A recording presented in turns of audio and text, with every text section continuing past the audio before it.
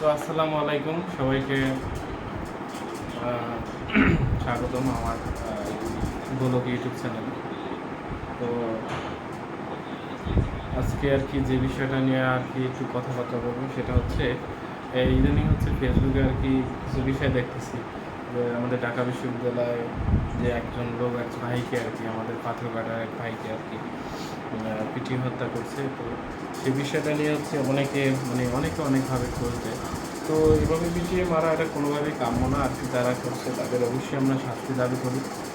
তো এই হচ্ছে বিষয়। তাছাড়া হচ্ছে বর্তমান সময়ে আমরা কিছু ফুল দেখতে পাই যে আমরা যারা হচ্ছে এই যে কয়েকদিন আগে যে সরকার হচ্ছে পতন হয়েছে, তো তার পক্ষের লোক তারা আর কি সেটা নিয়ে আর কি বিভিন্নভাবে কথাবার্তা বলতেছে। তো এখন আমরা দেখলাম যে আজকের নিউজে হচ্ছে 6 জনকে হচ্ছে গ্রেপ্তার করেছে, তার 5 জনই হচ্ছে অভিযোগের লোক ছিল এবং কমিটি প্রাপ্ত।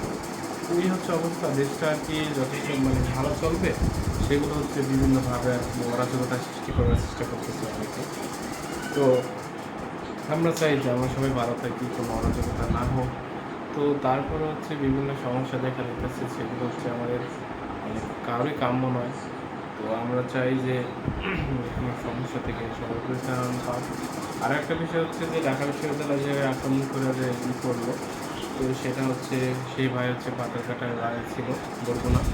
তো আমাদের বিশ্ববিদ্যালয়ের বাস হচ্ছে গত বছর আর কি ওই পাথরঘাটা ওই জায়গায় গিয়েছিল, বরগুনাতে আর কি। তখন আর কি ওই ভাইটা আসছিল যে ভাইয়া, তো আমার একটা ছবি তুলে দেয়। তো তার ছবি তুলে দিয়েছে, অনেকগুলো ছবি চলছে তার, এই ছবিগুলো এখন আমরা দেখতেছি। তো আগে দেখুন দেখি না। তো তারপর ছবিগুলো তোলার পরে সে বলতেছে যে ভাই ছবিগুলো আমার হোয়াটসঅ্যাপে পাঠাই দিয়ে। তো পাঠাই দেওয়ার পরে হচ্ছে আমাদের বিশ্ববিদ্যালয় থেকে যে বাইরে গেছে, তো তারা ভাবছে যে তার হচ্ছে মোবাইল হোয়াটসঅ্যাপ নাই। তো সত্যিই ছিল না, কারণ সে মানসিক ভারসাম্য ছিল। তো এই হচ্ছে বিষয়টা। তো খুবই আর কি দুঃখজনক বিষয়টা, কারণ এরকমের কোনো ঘটনা আমরা আশা করি না যে এরকমের কোনো ঘটনা ঘটে। তাছাড়া হচ্ছে তার পাঠানো হয়নি, তো সেই ছবিগুলো হচ্ছে এখন একটু ভাইরাল হয়েছে। তো আমরা দোয়া করি তার জন্য যে আল্লাহ যেন তাকে ভালো রাখেন, সুস্থ রাখেন। তো আরেকটা বিষয় বলতে গেলে হচ্ছে তার সম্পর্কে আর কি বলি আমার ব্লগ চ্যানেলে। তো তিনি হচ্ছে আপনার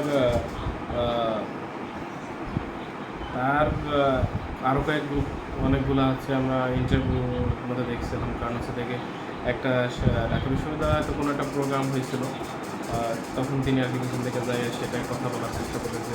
তো এরকমের কিছু দেখছি আমরা। তো লোকটা আর কি যথেষ্ট ভালো ছিল, আমরা যদিও জানতাম পারতাম। তো তিনি হচ্ছে প্রেমজনিত কারণে হচ্ছে তার হচ্ছে মানসিক সমস্যাটা হয়েছে। তো আমরা যেটা শুনলাম যে তার ভাই একজন এসআই ছিল। তো ফ্যামিলি যথেষ্ট ভালো ছিল। তিনি হচ্ছে পড়াশোনাও করেছেন।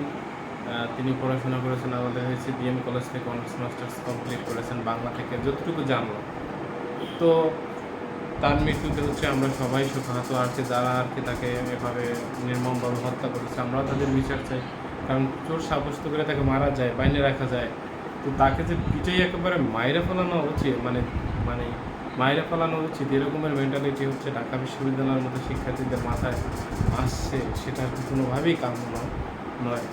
তো এই হচ্ছে বিষয়টা খুবই কষ্টদায়ক আর কি, সবাই কষ্ট পাইছে। তো অনেকে মনে করেন যে এগুলো সাধারণ শিক্ষার্থী নয়, সাধারণ শিক্ষার্থীরা না, যারা অপরাধী তারা কখনো সাধারণ শিক্ষার্থী হতে পারে না, তারা হচ্ছে অপরাধী। তাদেরকে অপরাধী হিসাবে বিচার হবে সে যারই অনুসারী হোক, যে দলের যে মতেরই হোক, অপরাধী সে অপরাধী, তাকে নিয়ে আর কি কারো পক্ষ বলা তিনি কখনোই সাধারণ শিক্ষার্থী হতে পারে না বা সাধারণ সুনাগরিক হতে পারে না। তিনি হত্যাকারী, তিনি হচ্ছে অপরাধী, এই হিসাবেই আমরা তাকে সাব্যস্ত করব। তো এই কথা বললাম। তো সবাইকে ধন্যবাদ, ভালো থাকবেন, আল্লাহ হাফেজ।